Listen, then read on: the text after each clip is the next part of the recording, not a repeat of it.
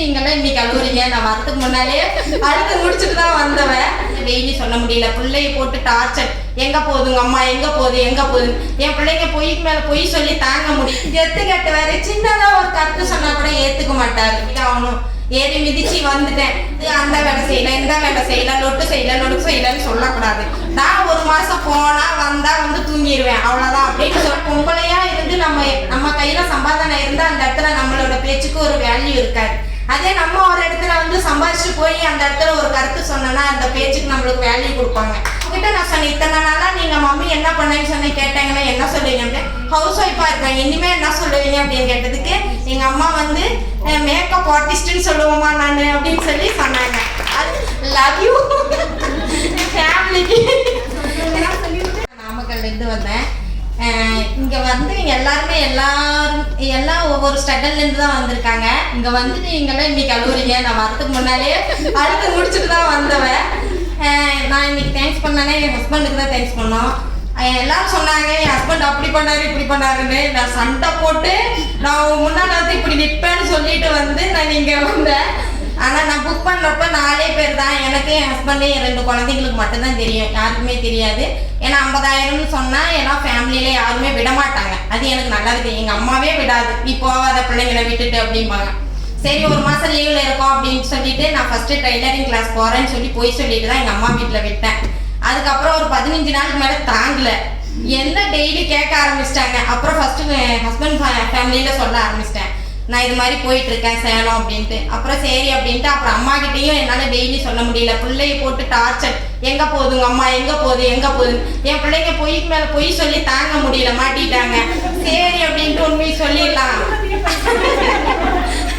அப்படின்ட்டு சரி அப்படின்ட்டு விட்டுட்டேன், சொல்லிட்டேன் இது மாதிரின்ட்டு. அப்புறம் 15 நாள் கழிச்சு 19ஆவது நாள் கரெக்டாக இங்கே வர்றப்ப என் பொண்ணு ஏஜ் அட்டன் பண்ணிட்டா.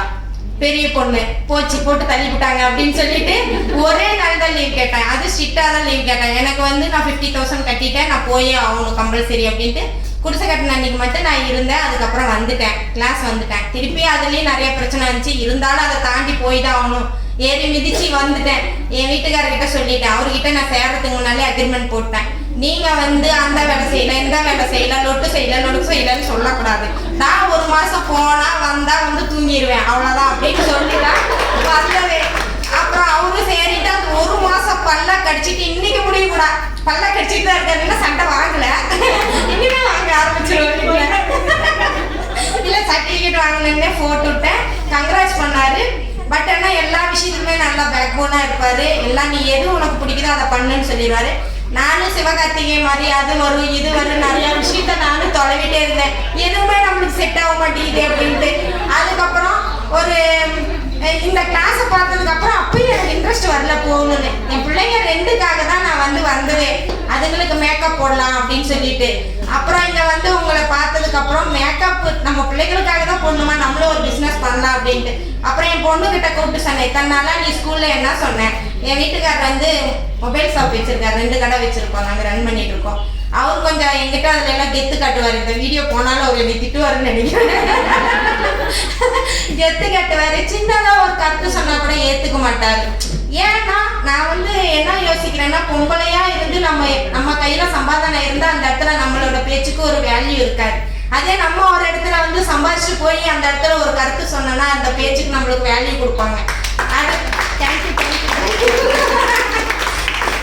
அது வந்து எனக்கு ரொம்ப பாதிச்சிருச்சு. நான் அதனால வந்து என் குழந்தைங்களுக்காக நான் வந்து வந்ததே. அவங்ககிட்ட நான் சொன்னேன், இத்தனை நாளா நீங்க மம்மி என்ன பண்ணேன்னு சொன்ன கேட்டாங்கன்னா என்ன சொல்லுவீங்க அப்படின்னு. ஹவுஸ் ஒய்ஃபா இருக்காங்க, இனிமே என்ன சொல்லுவீங்க அப்படின்னு கேட்டதுக்கு எங்க அம்மா வந்து மேக்கப் ஆர்டிஸ்ட்னு சொல்லுவோமா நான் அப்படின்னு சொல்லி சொன்னாங்க. அது வந்து எனக்கு ரொம்ப ஹாப்பியா இருந்துச்சு. ஏன்னா குழந்தைங்க வந்து எனக்கு ரொம்ப சப்போர்ட். என் குழந்தைங்களுக்கு தான் ஃபர்ஸ்ட் தேங்க்ஸ். ஏன்னா என் 2வது பொண்ணு வந்து என்னை விட்டுட்டு இருந்ததே கிடையாது. அவ்வளோ வந்து என் மேலே அவ்வளோ பிரியம். ஆனால் அவளை விட்டுட்டு நான் எப்படி இருந்தேன்னு எனக்கு தெரியல, அவளுக்கும் தெரியல. அவள் சொன்னா அவளுக்கு 6 வயசு தான் ஆகுது. மம்மி நீ போயிட்டு நல்லா பண்ணு மம்மி, ஃபர்ஸ்ட் டேவே ஒன்றுமே எனக்கு தெரியல, வந்துட்டு கொண்டு என்ன கற்றுக்கிட்டு வந்தேன், எனக்கு மேக்கப் போட்டு விடுன்னு எடுத்துட்டேன்னு சொன்னேன். ஆனால் நல்லா வந்து சப்போர்ட் பண்ணாங்க. என் குழந்தைங்களுக்கு என் வீட்டுக்காரருக்கு தான் தேங்க்ஸ் பண்ணோம். ரொம்ப ரொம்ப ரொம்ப தேங்க்ஸ். லவ் யூ ஃபேமிலிக்கு. உங்களுக்கு தேங்க்ஸ் மேம். Thank you ma'am.